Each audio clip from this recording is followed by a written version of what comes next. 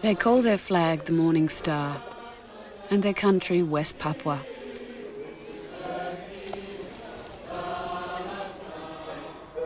They're weeping, not tears of joy, but tears of sorrow, about what might have been.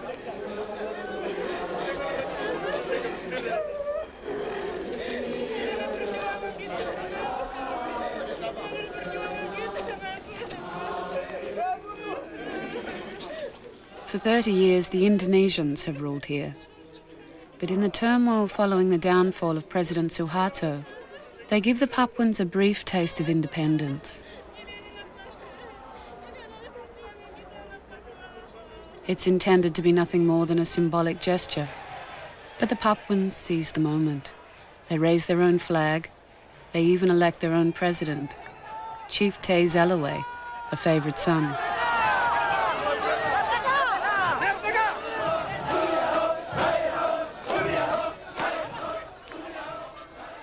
The taste of freedom is short-lived. Before long, their president-elect will be dead. The Morning Star flags will be hidden away, and many of their leaders will be in prison or exile.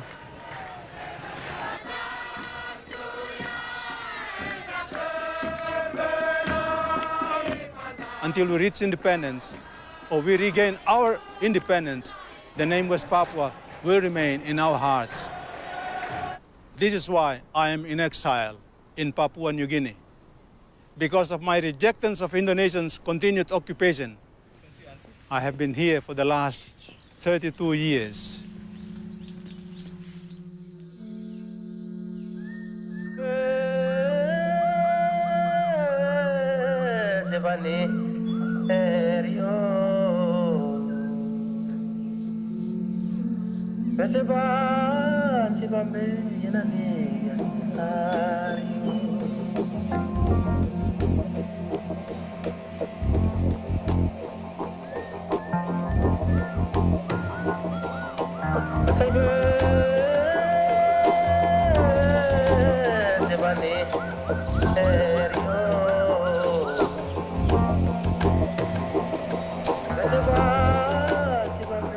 The last unknown, they called it.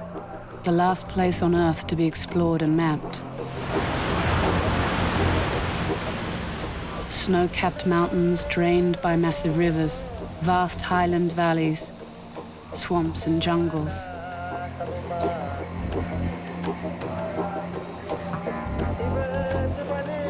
Nearly 1 million people speaking 250 separate languages.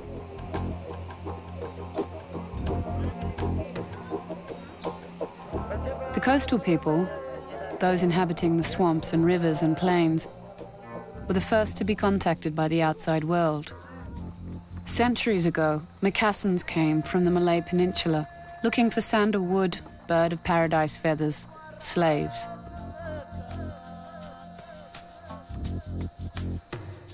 Papuan is a Malay word. It means frizzy-haired people.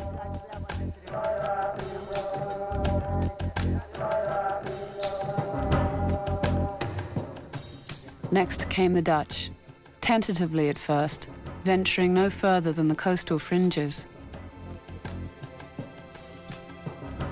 These Dutchmen are measuring heads, making European assumptions about the native, degrees of civilization, levels of IQ.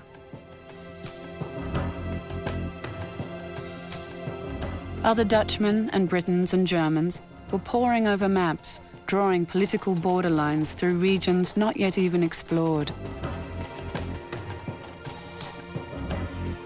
The Europeans were carving up for themselves the world's second biggest island, with the Dutch settling for the western half they called Netherlands New Guinea. It was not, however, the first place they claimed in these regions, nor was it the most prized.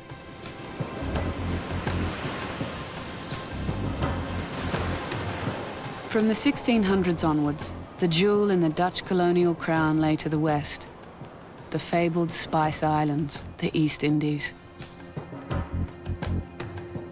The island archipelago known today as Indonesia. It was here that the Dutch colonials settled in force. For hundreds of years, they and the other European nations ignored the big island to the east.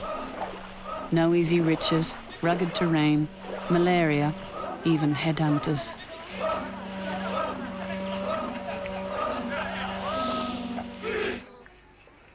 It was the mid-19th century before the Dutch finally got around to claiming their half, planting the flag. Explorers, anthropologists, traders, planters, missionaries.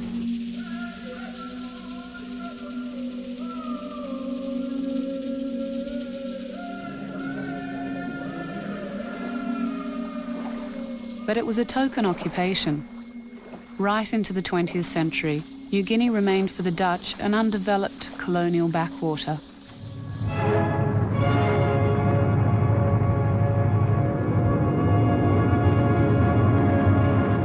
When war came to the Pacific in 1941, the Dutch were swept aside by the invading Japanese. Jepang mendarat di sini duluan itu, ya memang karena memang waktu itu dia mendarat. Tetapi tidak bergaul, orang kampung tidak bergaul. Karena Jepang punya istilah itu kurang cocok dengan masyarakat. Apa sedikit bisa potong tangan. Tidak ada hukuman yang untuk manusia. Jadi mereka harus mundur diri.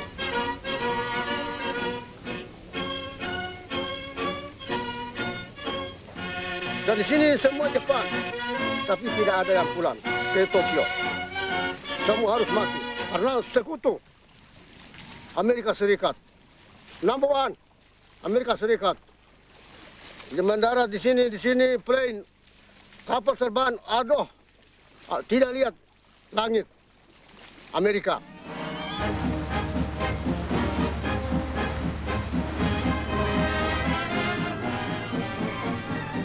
The Americans chose Dutch New Guinea's capital, Hollandia, as their base of operations against the Japanese.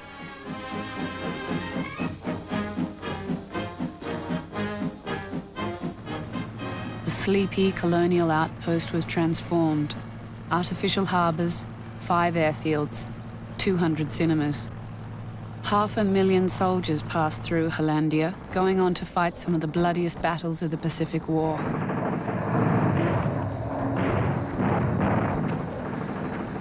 With the Japanese in full retreat, Americans with time on their hands flew joyrides over the mountainous interior and made an astonishing discovery.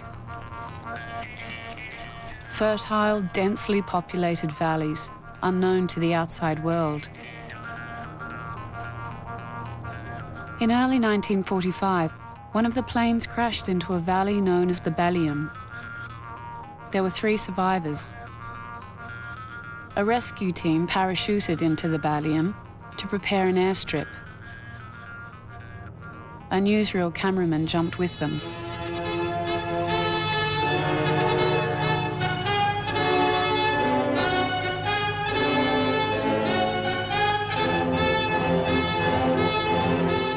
The anxious days were filled with the excitement of discovering the Valley of Shangri-La, the people never before seen by the outside world, gaining their confidence, trading with them. We saw the strange and varied types of these primitive people. We liked them, and they liked us. The strangers' departure was as astonishing as their arrival. Gliders landed in the valley and took the rescue party on board. For the Dani people of the Baliem, their first encounter with outsiders was a peaceful affair. That would not always be the case. Here comes the tow plane, low and fast, lower and lower. Now, full power, bang. They're on, they're hooked, there they go.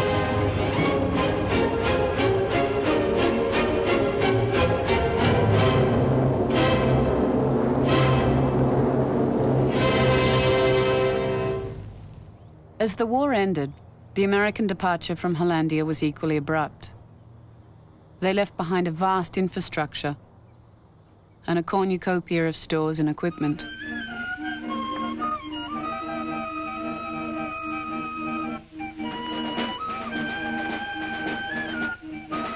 But the Papuans had inherited more from the Americans than abandoned uniforms and musical instruments. They left behind a political vacuum and the gem of an idea that this was their country, no one else's. Local tribal leaders looking for a symbol of cultural identity turned the familiar Dutch flag upside down and added a star.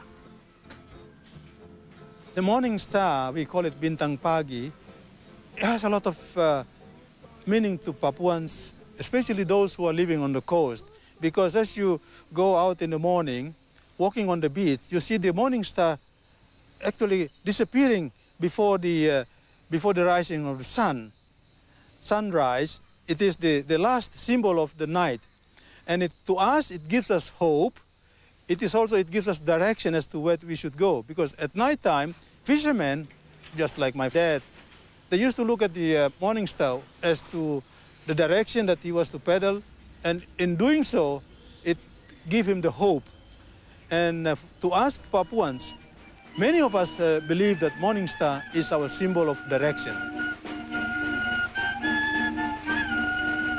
The morning star flag remained a symbol in name only.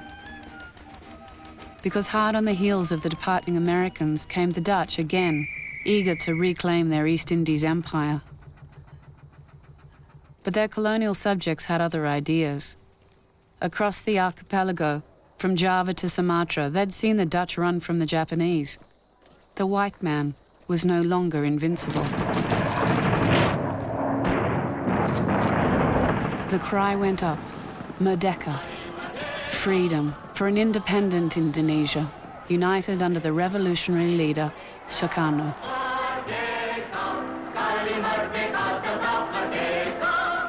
After 4 years of fighting, the Dutch withdrew, and backed by the United Nations, the Republic of Indonesia was proclaimed. An overwhelming reception greeted Sukarno in November 1949 when he and other leaders of the independence fighters returned from exile enforced by the Dutch, until then the rulers of the Netherlands East Indies. It was almost certainly this action of the Dutch, this banishment of the people's leaders, that swung world opinion on the side of the nationalists.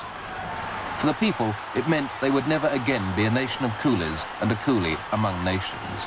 From this moment, they were the 5th largest nation in the world, and Sukarno, he has no other name, was their president.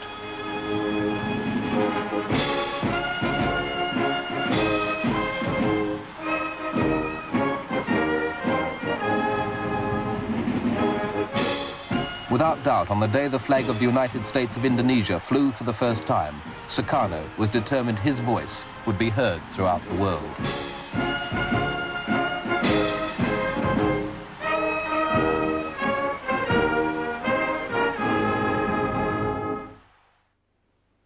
He had a personality, a charisma, which was remarkable.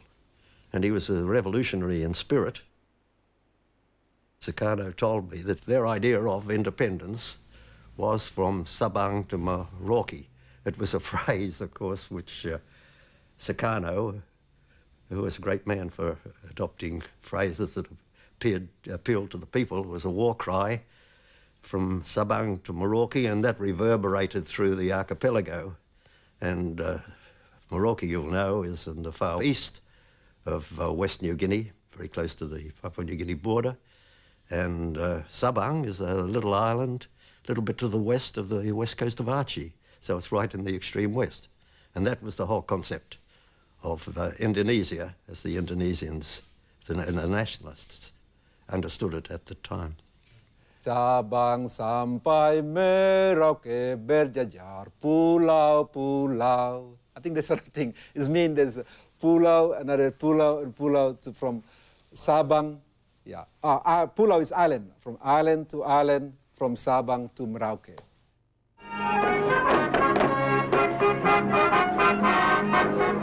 Having yielded up most of their empire, the Dutch drew the line at Netherlands, New Guinea.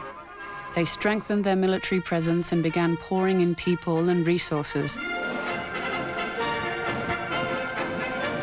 This was their one remaining colonial toehold, and they would control its future, no one else. Into this jungle wilderness, the Dutch are pouring each year $25 million. They have sent 6,000 teachers, doctors, scientists, engineers. They are building schools and hospitals, airports, harbor facilities, new housing. The Australian attitude was this was our backyard. There was questions of our security. There was felt that we'd feel safer if it was under Dutch control than if it was under Indonesian.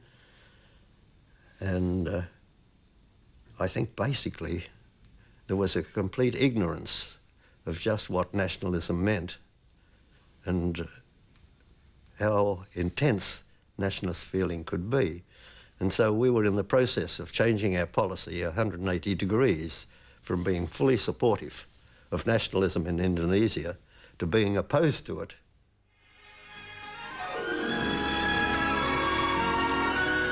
The principal industry of this land behind the mountains is education. Its principal product, the future. The governor of Dutch New Guinea, Dr. Jan van Baal, has explained it. The Papuan, he said, has discovered that the other world, the world of the foreigner, is very rich with all kinds of possibilities for comfortable living, more and better food, better health, longer life, and more safety. He wants to participate in our society as an equal who will finally perform the same tasks as the white man. The Dutch administration was faced with the burden of preparing New Guinea, West New Guinea, for eventual independence. So they devised a scheme whereby after grade 3, the brightest ones are then selected to go to a boarding school. So I was lucky enough to be selected, and I was excited about it. The road towards full independence must be peaceful, must be transitional, so that means the Dutch flag will still fly there for the next 10 years alongside our own flag. And that was the understanding, and we like it.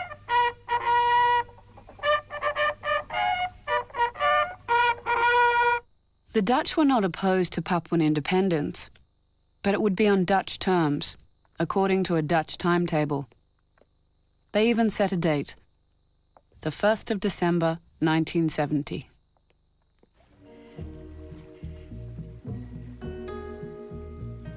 Families like the Van Klinkens were told the Dutch would be needed in New Guinea for decades.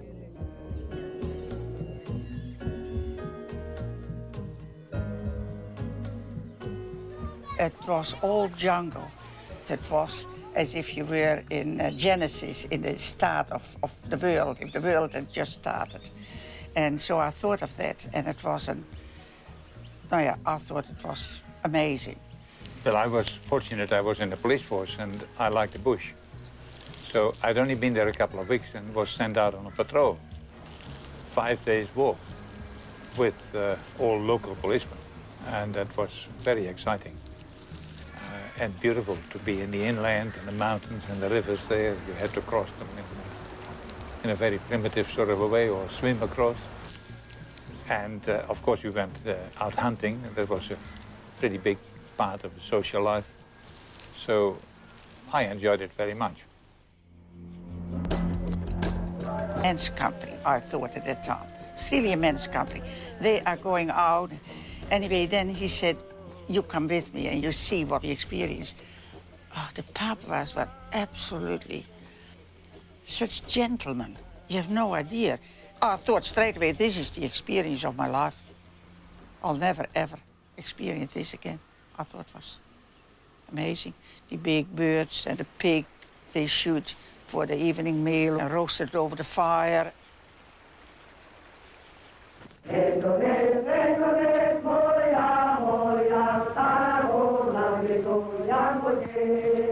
But President Sukarno was running out of patience. daripada cengkraman imperialisme Belanda.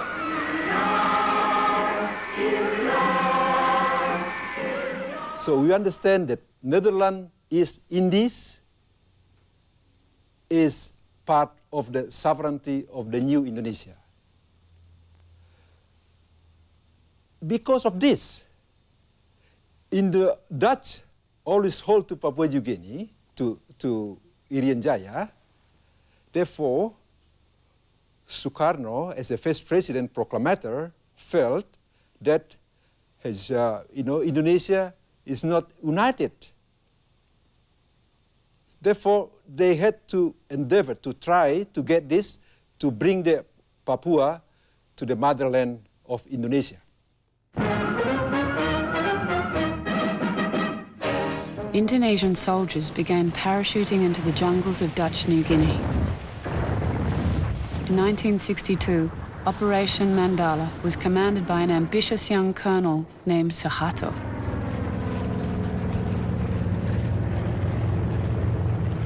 We were shocked because after all those promises of a 10-year program towards independence, then suddenly you heard the Trikora, or the Operation Mandala. But Operation Mandala began to go wrong. These poor people, they thought that they came as liberators and they would be accepted and welcomed as liberators, but it was not the case at all. The locals arrested them after they had been there a couple of days and could not find sufficient food. They brought him to the village and they contacted the local village head, and he came over and saw all these captive prisoners, and he could see that they had not been treated terribly well. They had a few bloody noses and so on.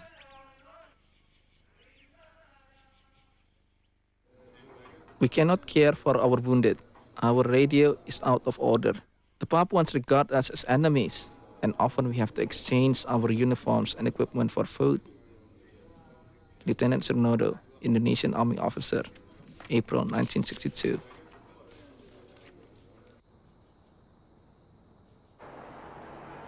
Sukarno was determined to absorb Netherlands New Guinea into Indonesia.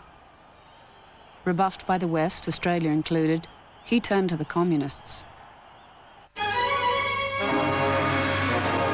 Mr. Khrushchev, making a brief call at Bali, was rounding off his 12-day tour of Indonesia. A friendly and attractive welcome had been laid on for him in the famous island. No doubt Indonesians were delighted with his offer of a huge credit in return for neutrality. Anyway, they put on a good show in his honor.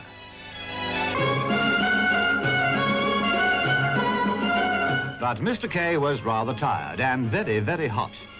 President Sukarno evidently noticed it and tried to cheer him up by decorating him with a flower. Strange customs they have in the Far East. But when in Bali, do as the Balinese do. With the Cold War at its height, the West now worried about losing Indonesia to the communists. So they courted Sukarno and leaned on the Dutch. In 1962, President Kennedy persuaded the Dutch to hand over their colony to Indonesia. The deal was brokered at UN headquarters in New York and was called the New York Agreement. The Indonesians would take over from the Dutch under United Nations supervision. But there was one major proviso. Within 5 years, there would be an act of free choice for the Papuans to go it alone or remain with Indonesia.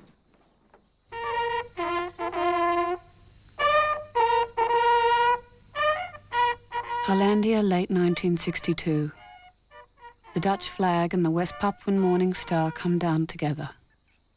For the Dutch, a hasty and unceremonious retreat. For the indigenous Papuans, a Cold War sellout.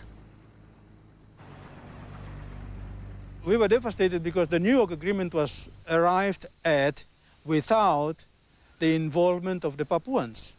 Right from the beginning, from the process leading up to the ratification of the agreement itself in August 1962. So it was just an imposed agreement. I think the Dutch had vigorously work out a program, a 10-year program for independence, and suddenly they more or less walk out, and we felt betrayed. As I conclude this report, sir, the atmosphere here is one of uncertainty and sadness. The joy of living has gone from the community. Dutch families are leaving with a few days' notice. A considerable number of West Papuans are bound to be resentful if the territory is handed over to the Indonesians without an opportunity for self-government guaranteed. Indeed, sir, an unhappy business. P.J. Mollison, Australian Liaison Officer, Hollandia, December 1962. Some people accused us, the Dutch, of treason. We had promised them independence and now we were handing them over to another country, and they were not happy with that at all.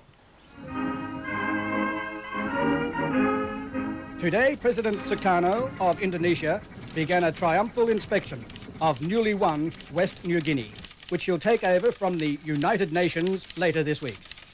During his tour, he visited the capital Sukarnapura, formerly known as Hollandia, and Merauke, which is near the Papuan border. Pat Burgess, Sukarnapura, April 1963, filing for Reuters news agency.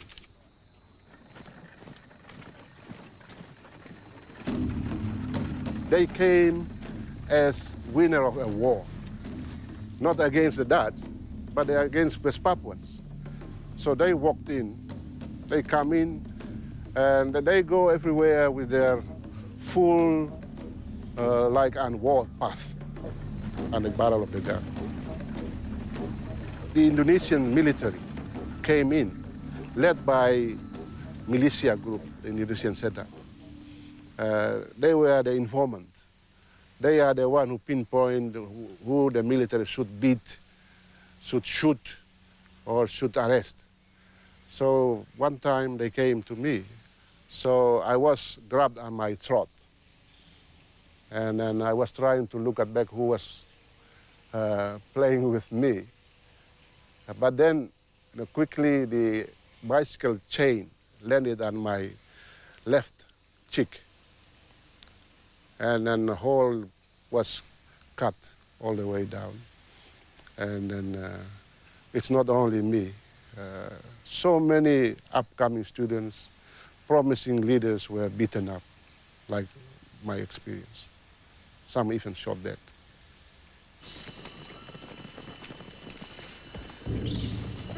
President Sukarno announced that there would be no act of free choice. By 1965, Indonesian authority was firmly entrenched in the new province.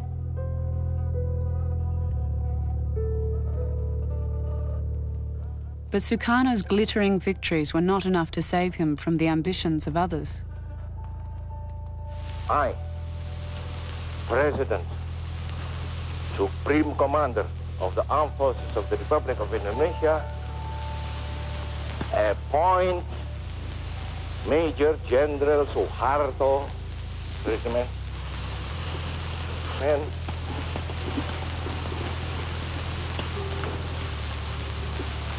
I appoint him as Minister, Commander of the Army. Within 2 years, General Suharto had become President Suharto and had taken complete control in Indonesia. A vote of self-determination in 1969. This is the one concession handed to the Dutch when they yielded their colony to Indonesia 5 years ago. President Sukarno repudiated the agreement. President Suharto has now reluctantly agreed to play out the diplomatic charade. But West Irian is Indonesian, he says. The vote will be a mere formality.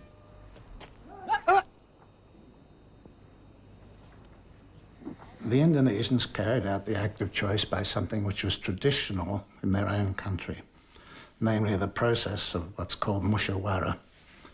Musyawarah is a process by which issues are considered and resolved through meetings, consultations, discussions aimed at a consensus. It's a process for involving everybody in a decision. Now, it also has the purpose of securing the initial objective by those who want the outcome, because such processes are dominated by the most powerful and the most influential people who set the stage and the tone and the setting. I expected that if the United Nations was holding an act of free choice, that there would be a voting system. And when I got there, I was surprised to find out that they were selecting people who would then vote. And they were only going to select 1,025 in the whole country. One of the main reasons I wanted to cover it was that I knew no one else was going to, because President Nixon of the United States was making a 3-week tour through Southeast Asia at exactly the same time as the Act of Free Choice was going to be taking place. And so all the correspondents who'd been to West Irian to preview the Act of Free Choice were told to stay at home. Stay in Bangkok, stay in Hong Kong, stay in Taiwan, stay in Jakarta, and I was told by Reuters to stay in Jakarta. So it was effectively, I believe, the Americans decided to stop anyone from covering the Act of Free Choice so that Indonesia could just absorb the place with nothing written. On the island of Biak in West Irian, they were going to select 6 people who are going to take part in the Act of Free Choice. So together with the 4 UN officials, I went along to watch, and several hundred Papuans gathered, and lots of Indonesians were there, and all of the Papuans were very sullen and standing there like this because they were very unhappy about it. And then all of a sudden there was a kerfuffle, and out of the bush at the side came these 3 men and a boy carrying a sign, carrying several signs, one of which said one vote. It didn't say one man, one vote, it said one vote. And the Indonesians immediately arrested them. And as soon as the thing was over, they marched them off at gunpoint.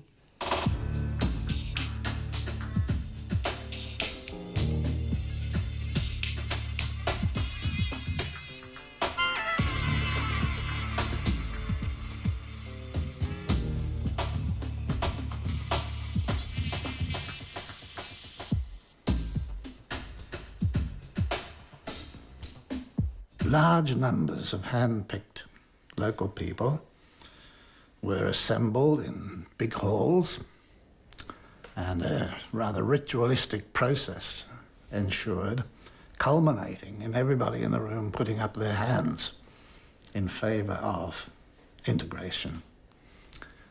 Now, when you looked at those people, the ones that I observed, it was clear enough from the body language of some of the participants they were opposed to it. But because of the atmosphere, perhaps, or fear of reprisals to themselves and their families, or bribery, they voted. We then took to the streets. That's how we mobilized the 5,000 youth, women, and the masses to demonstrate in the major center of the city of Jayapura. And so the crowd gathered together at the main square of the city, and as we were standing, people started singing, "Onward, Christian soldiers, marching us to war," something like that. And we all joined in, and we were clapping hands and walk on the street. And mind you, the military was not very happy. And they start shooting.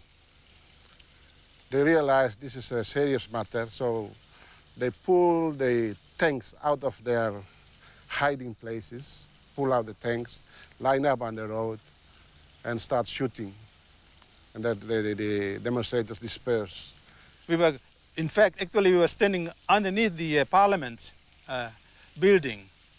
And as we were standing, one Christian Indonesian, he came and whispered to both of us, "Both of you are now in danger. Now that you're standing in public, you will be in danger." So we left everything, nothing, just run for life.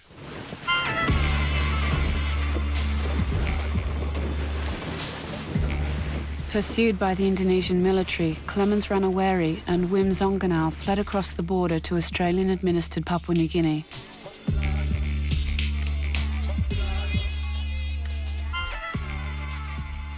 But their ultimate goal was New York and United Nations headquarters, where they planned to tell the world that the act of free choice was a farce. They were thwarted by Australian officials under pressure from Indonesia. The immediate concern of Indonesia is that the early arrival of these two West Irianese at the United Nations could stimulate defiance and seriously upset the management of conduct of the act of choice within West Irian, June 1969. Zonganau and Ranaweri were forcibly prevented from travelling to New York. As we were about to board the plane, master of the Manus province, he came rolling up with a limousine type of a vehicle with the Australian flag, little flag, symbolizing the power of Australia, symbolizing the power of colonialism here in PNG then. The man looks like an authoritarian type too. So he put his hands in his hips and said, "You two guys, Zonganau and Ranaweri, you come down or I arrest you." So we said, well, we got ticket, we got everything. We are on the way to leave this country. So, and then he said, "You are under arrest." So policemen came, grabbed our hands, took us down. Well, the tears were dropping, and that was the end of it. The Australian authorities detained the pair on Manus Island until the act of free choice was over. Their complaints were never heard. At Jakarta's golf club, one of President Suharto's regular partners was Australia's ambassador to Indonesia, Gordon Jokl. I did play golf with Suharto, and I thought it would be an opportunity to convey to him some of my impressions and to bring home to him that while the act of choice had worked, that there were very long-term problems which would require a lot of attention and sensitive handling. But as soon as I mentioned that I'd been there, and he's a very impassive man, but his face lit up and beamed, and he said, "Wasn't it wonderful?" He said, "the way they responded and their enthusiasm in joining Indonesia." So I just hit my next shot.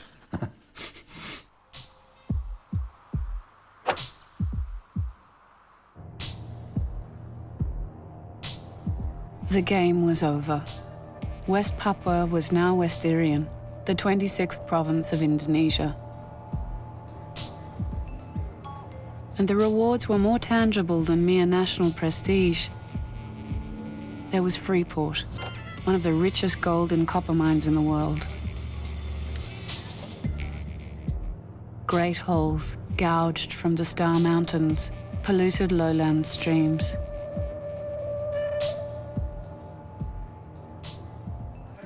And there was land, lots of it, ripe for closer settlement. The program was called Transmigration. Landless peasants from the crowded islands of Java and Sumatra poured into Irian Jaya, doubling the population.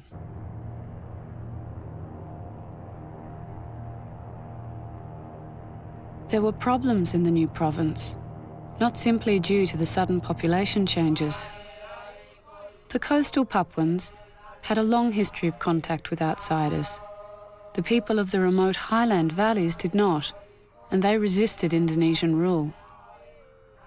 There were bloody uprisings in the Baliam Valley, but with severe travel restrictions, it was out of sight, out of mind.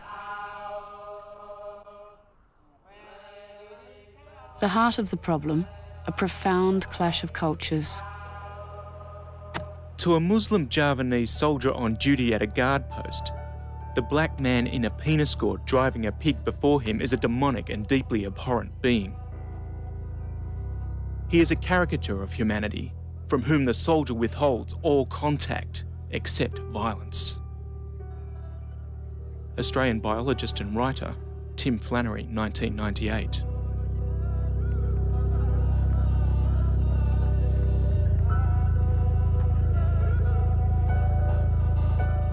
During the 1970s, missionaries were among the few outsiders allowed into the Baliem Valley to work with the Dani people. The idea was to bring in larger aircraft into Tiom, and so we were going to enlarge the airstrip there. I was involved with one of the other missionaries in supervising the work. And so some occasions we'd have up to 5,000 natives working with their primitive digging sticks and jute bags, carrying the dirt from one side of the airstrip to the other, and it was quite a heavy manpower type of project.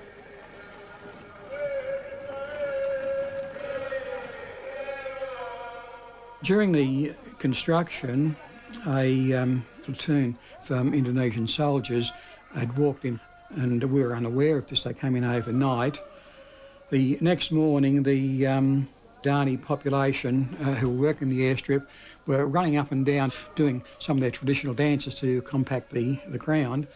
And the Indonesian soldiers who had moved in overnight and saw this and presumed that they were being attacked, and set up machine guns and other weapons, and knee-jerk reaction and started firing at the people working on the airstrip. They were firing over their heads, but some, I think 8 or 9 bullets went through our house, and there were some close calls.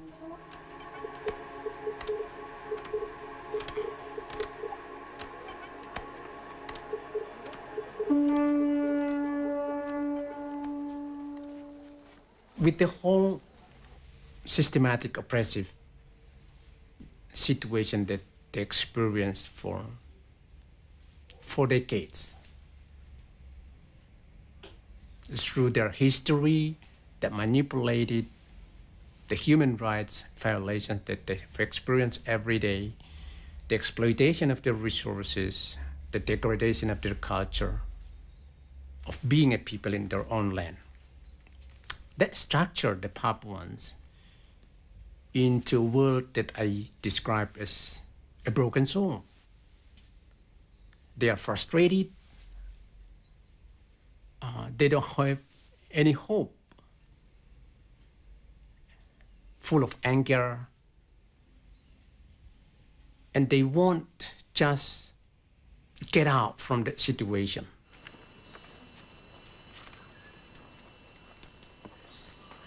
Frustration and anger spawned the OPM, the Free Papua movement. For several decades, the OPM has taken hostages, carried out sabotage, killed Indonesian soldiers. But internal dissension over policy and leadership has kept it marginalised. Another voice of resistance found expression in this man, Chief Eluay, who emerged in the 1990s as the undisputed leader of the West Papuan independence movement. His cause was given a massive boost by the downfall of Suharto and his replacement by President Abdurrahman Wahid, who seemed truly committed to resolving human rights issues peacefully in Indonesia.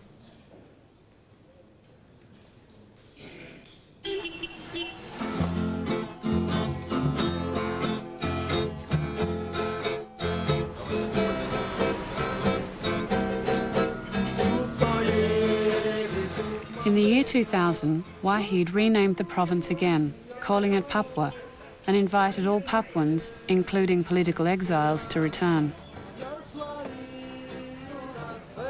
After spending more than half his life in exile, Clemens Ranaweri was able to go home. Thank you, terima kasih. It's beautiful to be back in your own home. There is no place like home. We are in a suburb that was once built by the Dutch.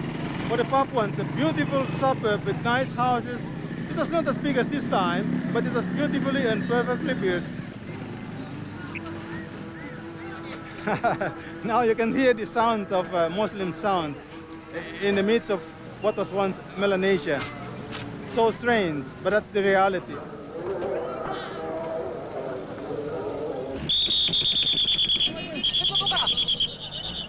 President Wahid now did an extraordinary thing. He allowed the Papuans to come together at a congress in Jayapura to discuss the future of the province. Well, this is the day, the D-Day.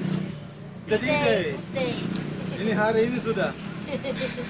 M berarti mati, mati atau merdeka, merdeka itu merdeka, merdeka.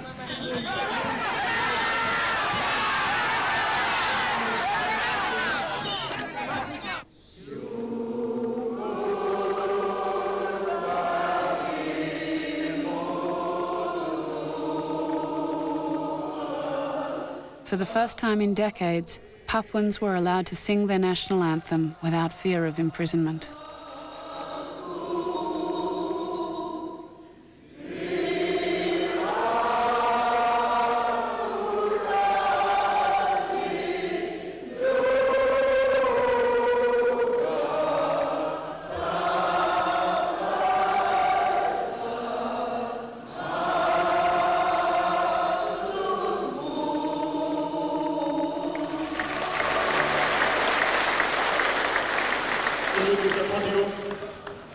Kongres kita ini berlangsung dengan aman dan tertib, juga karena bapak-bapak dan ibu-ibu terutama Satgas Koteka berjalan berminggu-minggu mengikuti.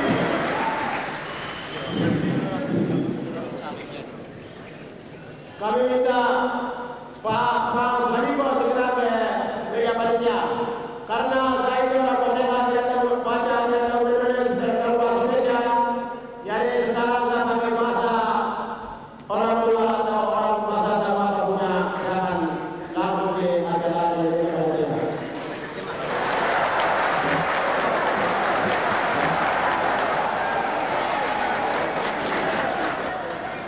The Congress declared the independent state of West Papua and elected Chief Taze Eluay its first president.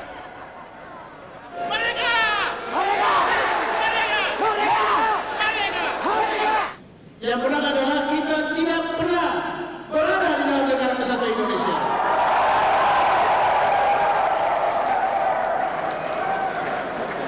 Oleh karena itu kita tidak perlu keluar dari sana. Tidak boleh ada istilah-istilah itu lagi. Karena tidak ada sejarah mencatat bahwa bangsa Papua pernah ada di dalam negara kesatuan Indonesia.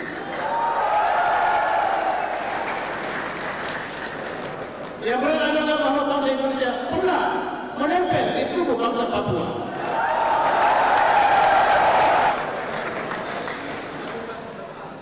One thing I could remember vividly was that he advocated peace, and he said, if we advance our struggle towards gaining our independence, we need to pursue it through the corridor, within the corridor of peace and love.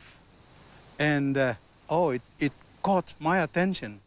And I thought, this is the man, this is Luther King, this is Mahatma Gandhi, this is Aung San Suu Kyi in West Papua.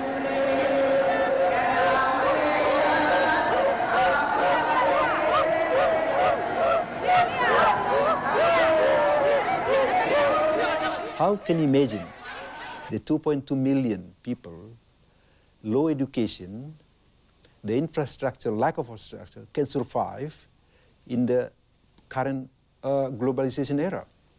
The sort of things you have to think. So for our friend, Papuan, let's come back to Indonesia. Indonesia is a great country. There's benefit for you, benefit for us, we can build together.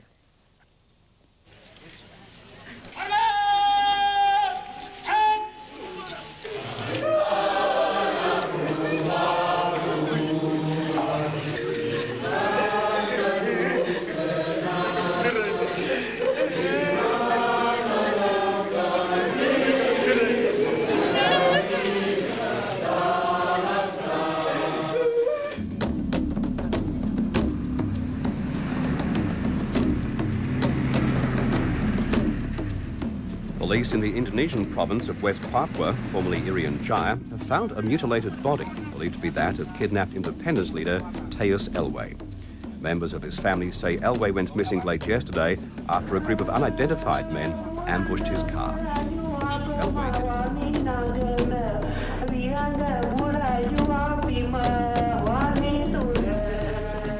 the murder of Eluay is a political assassination.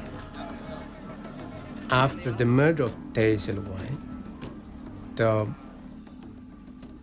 witnesses, including the human rights activists and the police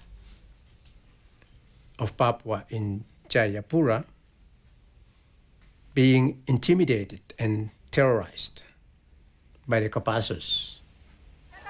The message is very clear.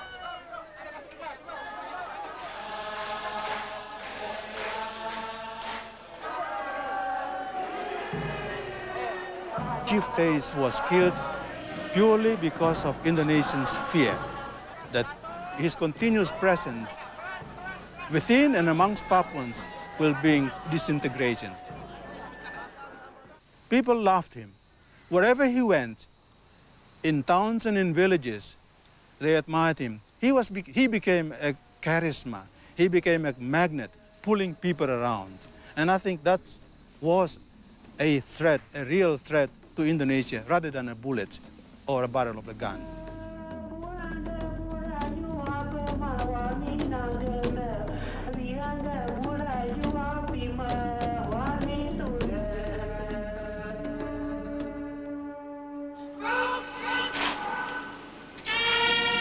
Since Chief Te's death, Indonesia is firmly back in control in Papua under President Megawati Soekarno-Putri. Remember, Sukarno is one of nationalists, very strong nationalism. Megawati is very strong nationalism. Follow her father. And I think that's the key to Indonesia, you know. The nationalism, this mean is very important to Indonesia. Nationalism means the country cannot divide it from Sabang to Merauke.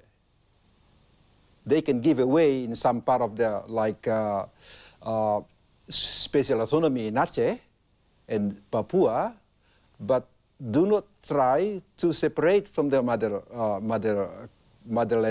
country, from central government.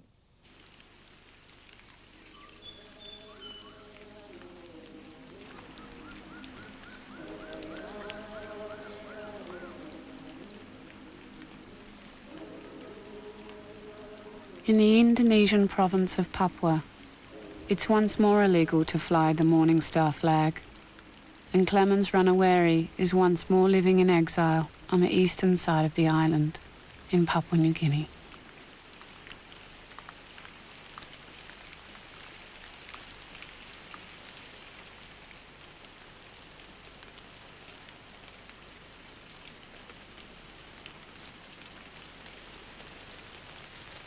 Di pantai Onake di waktu terang bulan, ku duduk sambil merenung.